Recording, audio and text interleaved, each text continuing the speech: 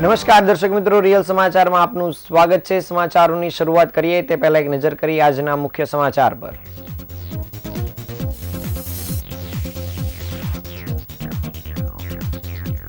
RTI હેઠળ ખાનગી મિલકતોની માહિતી ન આપવાના અનુરોધ સાથે ધારાસભ્યનો સરકારને પત્ર।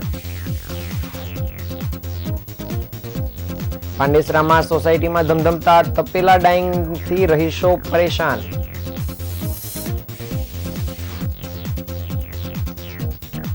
નવસારીના યુવકનું મોત ડોક્ટરની બેદરકારીથી થયાના પરિવારે લગાવી આક્ષેપ। પોલીસ અને પાલિકા માટે માથાનો દુખાવો બની ગયેલા કુખ્યાત આરોપીનું ગેરકાયદેસર બાંધકામ દૂર કરાયું। એસબીઆઈટીમાં પટ્ટા મારવાની પ્રથાના વાયરલ થયેલા વિડીયોને લઈ ડીને કર્યો ખુલાસો। સુરતમાં મહિલાની બેરિયાટ્રિક સર્જરી કરી 5 દિવસમાં 13 કિલો વજન ઘટાડાયું।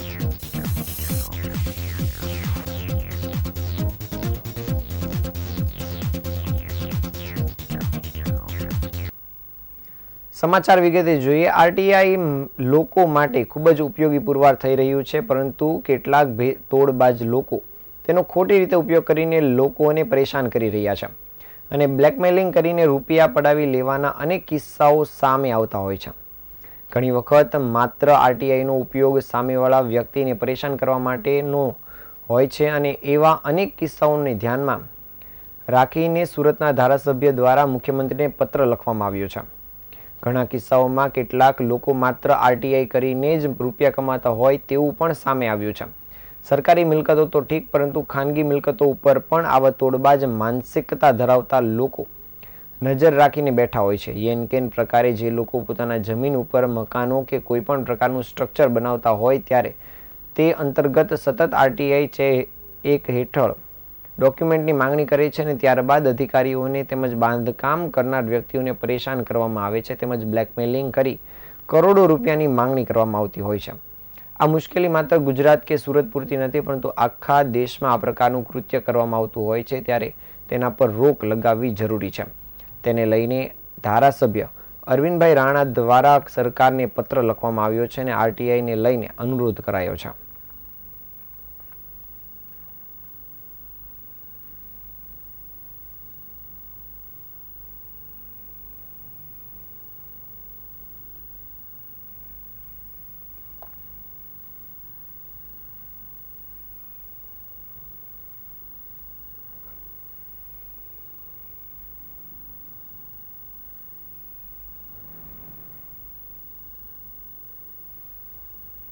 આપણે સૌ જાણીએ છીએ કે રાઇટ ટુ ઇન્ફોર્મેશન એક્ટ 2005 એ અમલમાં છે। દેશનો કોઈ પણ નાગરિક રાજ્યના કોઈ પણ જાહેર માહિતી માટે આ એક્ટ હેઠળ અરજી કરે તો એને માહિતી માંગવાનો અધિકાર છે, પરંતુ આ આરટીઆઈની આડમાં સુરત શહેર અને ગુજરાત રાજ્યની અંદર નગરપાલિકા કે મહાનગરપાલિકામાં જે લોકો વસવાટ કરે છે, ખાનગી માલિકી ધરાવનારા જે લોકો છે, એ લોકો પોતાની મિલકત બનાવતા હોય, મિલકત રિપેર કરતા હોય તો એ અંગેની માહિતી આરટીઆઈ એક્ટ હેઠળ માંગવામાં આવે, એના નકશાઓ માંગવામાં આવે, એના પ્લાન એસ્ટિમેટ વગેરે માંગવામાં આવે અને માંગ્યા પછી જે વ્યક્તિ છે એ વ્યક્તિની ઉપર ભ્રષ્ટાચાર કરીને, ખોટા આરોપો મૂકીને, એને ધાક ધમકી આપીને એના બાંધકામો તોડાવવા માટે આ આરટીઆઈ એક્ટનો દુરુપયોગ કરે છે। લાખો રૂપિયા આવી રીતે ભ્રષ્ટાચારથી આરટીઆઈ એક્ટિવિસ્ટો દ્વારા લેવામાં આવે છે। એવી રજૂઆત અને એની ફરિયાદ જ્યારે અમને મળી ત્યારે એક ચૂંટાયેલા પ્રતિનિધિ તરીકે આ જે કંઈક માહિતી છે એ માહિતીનો દુરુપયોગ નહીં થાય એટલા માટે જ્યારે તપાસ કરી તો ખબર પડી કે મહારાષ્ટ્ર સ્ટેટની અંદર, મહારાષ્ટ્ર રાજ્યની અંદર પણ આ આરટીઆઈ એક્ટ હેઠળ ખાનગી માલિકી ધરાવનારી મિલકતની કોઈ પણ બાબતો હોય, એના પ્લાન હોય અને એસ્ટિમેટ હોય કે એના વાસ્તુ હોય, તેની કોઈ પણ માહિતી આ એક્ટ હેઠળ નહીં આપવી જોઈએ અને સુરક્ષાના કારણોસર આ માહિતી નહીં આપવી જોઈએ એવો માહિતી આયોગ દ્વારા રાજ્ય સરકારની તમામ મહાનગરપાલિકા અને નગરપાલિકાને આદેશ કરવામાં આવ્યો છે. આ પત્રની નકલ સાથે ગુજરાત રાજ્યના મુખ્યમંત્રી આદરણીય શ્રી ભૂપેન્દ્રભાઈ પટેલ સાહેબને મેં પત્ર દ્વારા રજૂઆત કરી છે. અને જો મહારાષ્ટ્ર સ્ટેટની અંદર આ કાયદો અમલમાં હોય અને આરટીઆઈ એક્ટ હેઠળ ખાનગી માલિકીની મિલકતોની કોઈ પણ માહિતી જો ત્યાં નહીં આપી શકાતી હોય તો ગુજરાત રાજ્યની અંદર પણ આ નિયમ અમલમાં આવે અને આવી માહિતી નહીં આપવાથી જે લોકોને તકલીફ થાય છે, જે લોકોને પરેશાની થાય છે, એમાંથી એને છુટકારો મળે એટલા માટે ચૂંટાયેલા પ્રતિનિધિ તરીકે જે મારી રજૂઆત મારી સમક્ષ આવી છે એ રજૂઆત સત્તાધીશો અને માનનીય મુખ્યમંત્રી શ્રીને મેં કરી છે. સુરતના પાંડેસરા વિસ્તારમાં આવેલ અંબિકાનગર સોસાયટીમાં ગેરકાયદેસર ચાલતા તપેલા ડાઇંગને કારણે સ્થાનિકોને ભારે હાલાકી પડી રહી છે. અહીં ગંદુ પાણી પણ આવી રહ્યું છે. સ્થાનિક દ્વારા પાલિકા તંત્રને આ મામલે અનેકવાર ફરિયાદ કરવામાં આવી છે, પરંતુ તેના પર કાર્યવાહી ન કરવામાં આવતી હોવાને લઈને સ્થાનિક લોકોમાં રાવ જોવા મળી રહી છે. ત્યારે પાલિકા તંત્ર આ મામલે યોગ્ય કાર્યવાહી કરે તેવી સ્થાનિકો દ્વારા માંગ કરવામાં આવી છે. સ્થાનિકોએ જણાવ્યું હતું કે પાંડેસરા વિસ્તારમાં અંબિકાનગર સોસાયટી આવેલી છે અને આ સોસાયટીના રહીશોને પીવાના પાણી અને ડ્રેનેજની તકલીફ છે, જેના કારણે ઘણા વર્ષોથી પરેશાન થઈ રહ્યા છે. તદુપરાંત આ સોસાયટીની અંદર જૂના કે જે મકાનો છે તે મકાનના માલિકો પોતાના મકાનની અંદર રહેતા નથી અને તેમના પોતાના મકાન ફક્ત ભાડા ખાવા માટે ભાડુઆતને આપે છે અને મોટા ભાગના તો ભાડુઆતની અંદર જ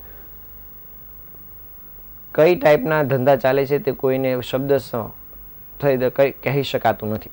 હવે આ જે ભાડૂતો છે તે તપેલા ડાઇંગ જેવી મિલો ચલાવી રહ્યા છે, તેના કારણે પીવાના પાણીને ડ્રેનેજની ભારે તકલીફ પડી રહી છે અને રહેણાંક વિસ્તારની અંદર જે લોકો અહીં રહી રહ્યા છે તે લોકોને ભારે તકલીફ પડી રહી છે. તેમ અમે ફરિયાદ કરી કે કોઈ આવી ફરિયાદ કરી રહ્યું છે. કોર્પોરેટર અહીં આવે છે તો તપેલા ડાઇંગની અંદર મકાનને તાળું મારીને મકાન માલિક પોતે નીકળી ગયા હોય છે. ત્યારે સ્થાનિકોએ વધુમાં જણાવ્યું હતું કે પહેલાં 26 થી 28 તપેલા ડાઇંગ ચાલતા હતા. અહીં મનપા દ્વારા કાર્યવાહી કરવામાં આવી હતી અને ડ્રેનેજની સીલ મારી દેવાયું હતું. તેમ છતાં આ લોકો સીલ તોડીને રાત્રે કામ કરી રહ્યા છે અને દિવસના તાળા મારીને જતા રહે છે અને રાત્રે કામ કરી રહ્યા છે. ત્યારે સ્થાનિકો દ્વારા 5 થી 7 વર્ષથી ફરિયાદ કરવામાં આવે છે અને મનપા દ્વારા પાણીની તપાસ કરી જાય છે, પછી ખોદકામ કરી રિપેરિંગ કરીને આ લોકોને દંડ ભરીને છોડી દેવામાં આવે છે. જ્યારે ડાઇંગ કરતા અને કલરયુક્ત પાણી આવતું હોવાને લઈને અનેકવાર રજૂઆત કરવા છતાં કોઈ ઉકેલ આવી રહ્યો નથી અને આખરે ફરી વખત સ્થાનિકો દ્વારા પાલિકા તંત્ર પાસેથી આ કાર્યવાહી કરવા માટેની માંગ કરવામાં આવી છે.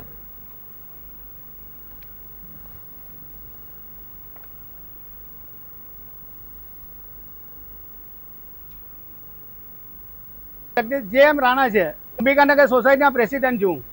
તપેલા ડાઇંગ તો સોસાયટીની અંદર પહેલા તો 26 થી 28 તપેલા ડાઇંગ ચાલતા હતા.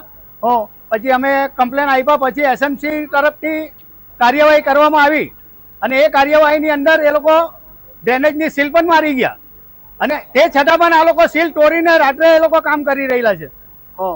દિવસના તારામાં ન ચાલ્યા જાય અને રાત્રે એ લોકો કામ કરી રહેલા છે.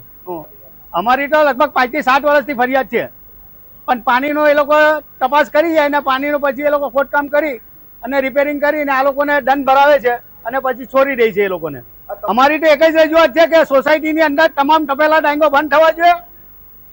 એસએમસી તરફ અમે એસએમસી પર એક જ આશા રાખીએ છીએ, સોસાયટીમાં તમામ તપેલા ડાઇંગ બંધ થઈ જવા જોઈએ. ડોક્ટરને ભગવાનનું બીજું રૂપ માનવામાં આવે છે. જો કે આ ડોક્ટર દાનવ બન્યા હોય તેવો આક્ષેપ લગાવવામાં આવ્યો છે. નવસારીના યુવકને પેટના દુખાવા સાથે હોસ્પિટલ લઈ જવામાં આવ્યો હતો, જ્યાં તબીબે ઇન્જેક્શન આપ્યા બાદ તબિયત સુધરવાને બદલે કથળી ગઈ હતી અને પગ કપાવવો પડ્યો હતો. 20 લાખના ખર્ચ બાદ પણ યુવક ન બચતા પરિવારે ડોક્ટરની બેદરકારીના ગંભીર આક્ષેપ લગાવ્યા છે.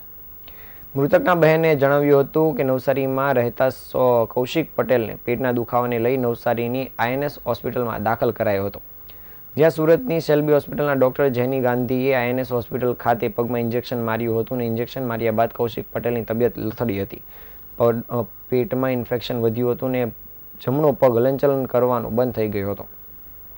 ત્યારબાદ તેમને સુરતની સેલ્બી હોસ્પિટલમાં સારવાર માટે લાવવામાં આવ્યા હતા અને 14 દિવસની સારવારમાં પગની 4 સર્જરી સેલ્બી હોસ્પિટલમાં કરવામાં આવી હતી અને જેનું 20 લાખ રૂપિયાનું બિલ હોસ્પિટલમાંથી લેવામાં આવ્યું હતું.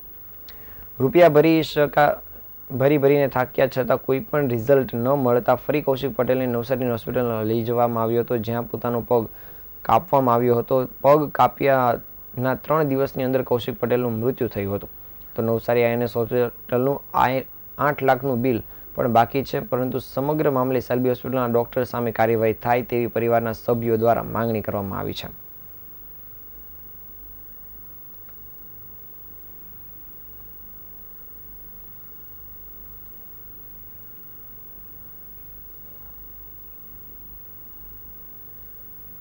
સોનલ પટેલ છે અને હું અહીંયા સુરત ખાતે સેલ્બી હોસ્પિટલના બહાર ઊભી છું અને મારા ભાઈને જે એમના હોસ્પિટલ દ્વારા જે બેદરકારી થઈ છે એના માટે હું આપના સમક્ષ મીડિયા સમક્ષ હું હાજર થઈ છું. મારા ભાઈને અમે 16 તારીખના સમયમાં અમે નવસારી ખાતે INS માં અમે દાખલ થયેલા, જ્યાં આપણા હોસ્પિટલ સેલ્બી હોસ્પિટલના ડોક્ટર છે ડોક્ટર જેની ગાંધી, જે નવસારી ખાતે આવે છે અને એમણે મારા ભાઈની સારવાર કરેલી. સારવારમાં એમણે મારા ભાઈને ઇન્જેક્શન આપેલું ગાંઠ ઓગાળવાનું, અને ગાંઠ ઓગાળવાના ઇન્જેક્શનથી મારા ભાઈને પેટનામાં અને જમણો પગ બંધ થઈ ગયો હોવાનો અમને ખ્યાલ આવ્યો અને એની લાંબી પ્રોસેસ અને ઓપરેશનો કરાવવા માટે એમણે અમને સેલ્બી હોસ્પિટલમાં દાખલ થવા અમને કીધેલું અને અમે ત્યાંથી નવસારીથી સેલ્બી હોસ્પિટલમાં 18 તારીખે અમે અહીંયા દાખલ થયા હતા. અમે આ હોસ્પિટલની અંદર 13 દિવસ અમે રોકાયા છે. 13 થી 14 દિવસમાં અમે 20 લાખ રૂપિયા બિલ ભર્યું છે અને મારા ભાઈને એ લોકોએ 7 થી 8 ઓપરેશનો બધા બોડીની અંદર કરી નાખ્યા છે અને ખુલ્લા ઓપરેશન રાખીને ફાટી ગયા હોય એવા હાલતમાં અમને અમારા ભાઈને નવસારી અમને રિફર કરી દેવામાં આવ્યો છે એ લોકોએ, અને અમે પૈસા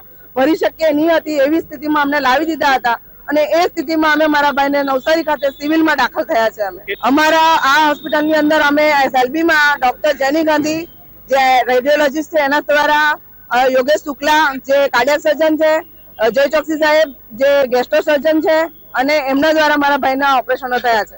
અહીંયાના મેનેજમેન્ટમાં જ્યારે મેં મારા ભાઈના આ ગંભીર બેદરકારી થઈ ઓપરેશનમાં ને એમની સાથે મેં વાત કરી અને એમણે મારી ગંભીરતા લીધી નહીં, એ લોકોએ મને એ રીતે કીધું કે આ જે જેની ગાંધી છે અમારા જે ઘૂંટણના મેન ડોક્ટર છે, એમના મિસિસ છે, એને અમારે અટેન્શન વધારે આપવું પડે છે અને એને અમે કંઈ બોલી શકીએ નહીં. તમે સમજો અમે પણ એક સ્ટાફ જ છે એટલે અમે એ વસ્તુમાં વધારે બોલી શકીએ નહીં અને એના કારણે અમે આ વસ્તુ કંઈ નહીં કરી શકીએ એવી અમારી એ છે. તમે બિલ ભરવા માટે સક્ષમ છો, તમે ભરી શકો છો. મારી માંગ એ છે કે મારા ભાઈના જે કેસની અંદર બેદરકારી થઈ છે તેના માટે જે બી જરૂરી ડોક્ટરો છે એના ડિગ્રી છે કે નહીં ચકાસવામાં આવે. એમના જો ડિગ્રી અને એમની જે એ છે સારવારમાં કરે છે એ લોકો ભૂલો એની બી તપાસ કરવામાં આવે અને જો એ લોકો હોય આ વસ્તુની અંદર જવાબદાર તો એમને જે કડક કાયદા હોય એનાથી એમને આપવામાં આવે, સજા પાત્ર થાય તો કરવામાં આવે. 2 કે 3 નહીં પરંતુ 7 જેટલા ગંભીર અપરાધિક ગુનામાં સામેલ સુરતના માથાભારે આરિફ મીંડી દ્વારા ગલીમાં આવેલા 2 મકાનને જોડવા માટે ગેરકાયદેસર લોખંડનો બ્રિજ બનાવવામાં આવ્યો હતો, જેને સુરત મહાનગરપાલિકા દ્વારા તેમજ પોલીસ દ્વારા ડિમોલિશન કરવામાં આવ્યો છે.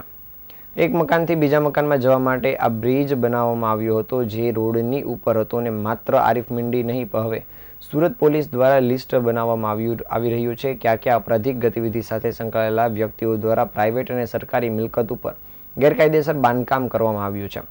ત્યાં આવનાર દિવસોમાં ડિમોલેશનની કાર્યવાહી કરવામાં આવશે.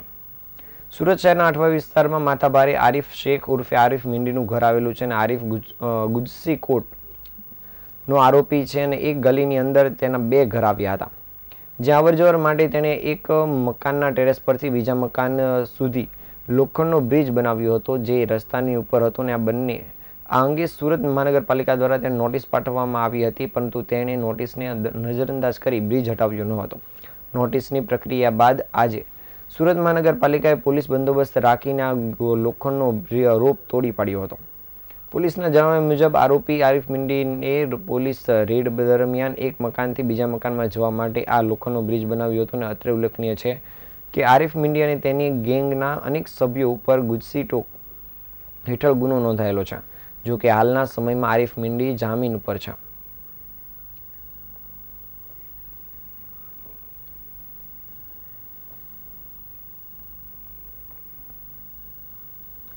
શહેરના પીપલોદ વિસ્તારમાં આવેલ SVNIT કોલેજમાં એક વિદ્યાર્થીને અન્ય વિદ્યાર્થી દ્વારા પટ્ટા વડે ફટકારી રેગિંગ કરવામાં આવતી હોવાનો એક વિડીયો સોશિયલ મીડિયામાં વાયરલ થતા વિવાદ સામે આવ્યો છે.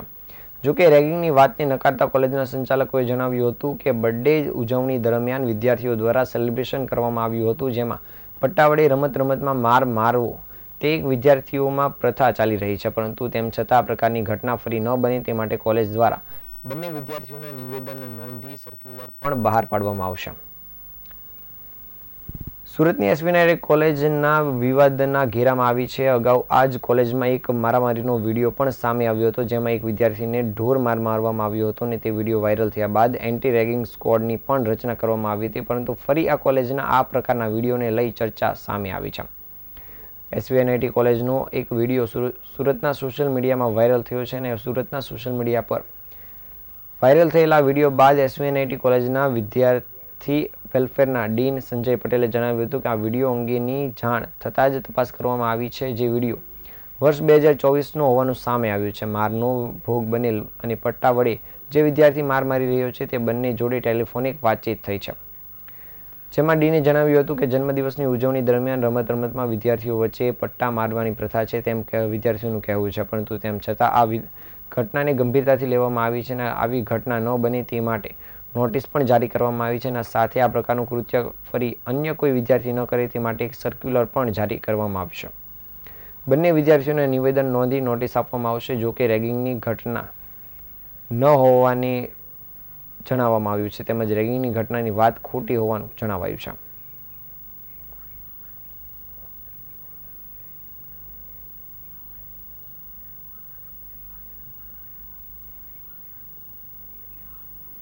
સુરત શહેરમાં આવેલ સ્મીર હોસ્પિટલમાં 34 વર્ષીય મહિલાની એક ઇનોવેટિવ પ્રકારની કોસ્ટ ઇફેક્ટિવ જાડાપણાની સફળ સર્જરી કરવામાં આવી હતી.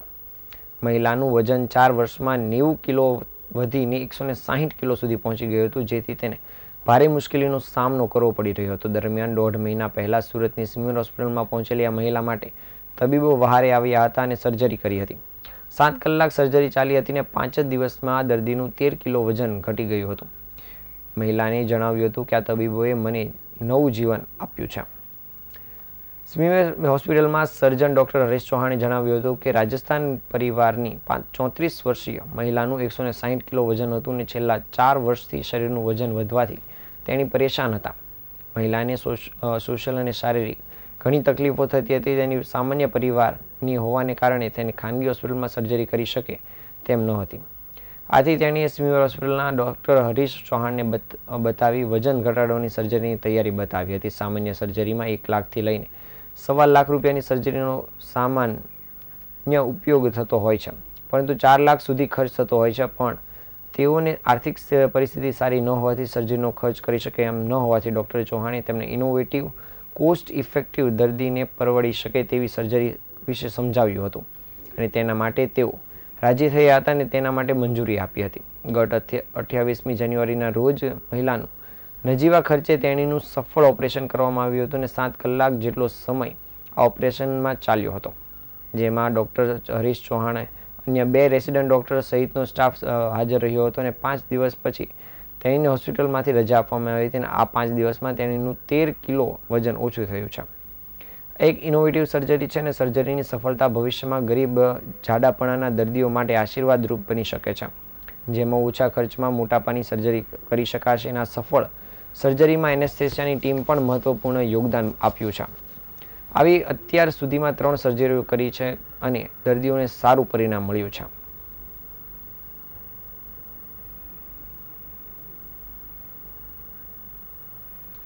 નવસારીમાં એક ચોંકાવનારો કિસ્સો સામે આવ્યો છે, જ્યાં એક સગીર અને યુવાને યુટ્યુબ પરથી શીખીને બનાવટી દારૂ બનાવવાનું અને વેચવાનું કૌભાંડ આચર્યું છે.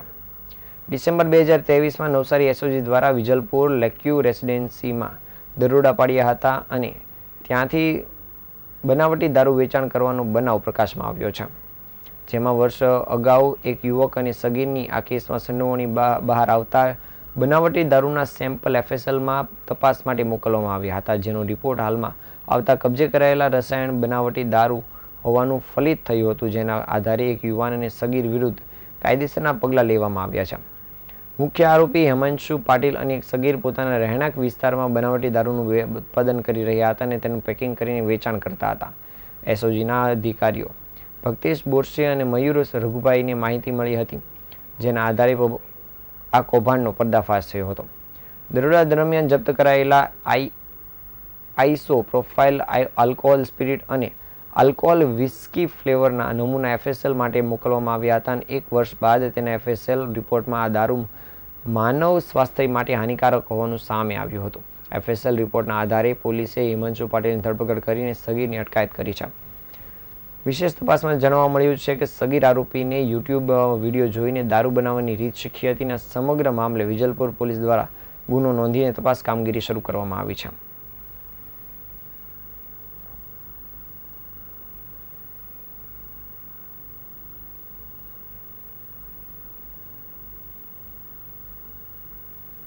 તપાસના અંતે ફરી એકવાર નજર કરીએ મુખ્ય સમાચાર પર.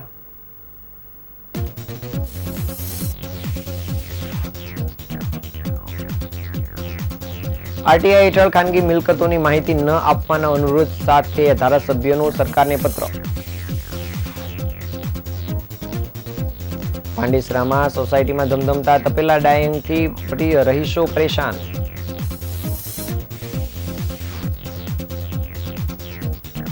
નવસારીના યુવકનું મોત ડોક્ટરની બેદરકારીથી થયાના પરિવારે લગાવ્યા આક્ષેપ.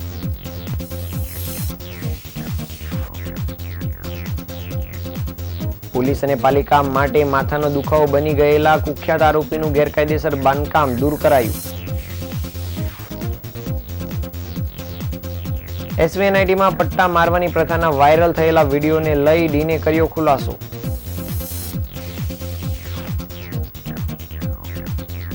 સુરતમાં મહિલાની બેરિયાટ્રિક સર્જરી કરી 5 દિવસમાં 13 કિલો વજન ઘટાડાયું.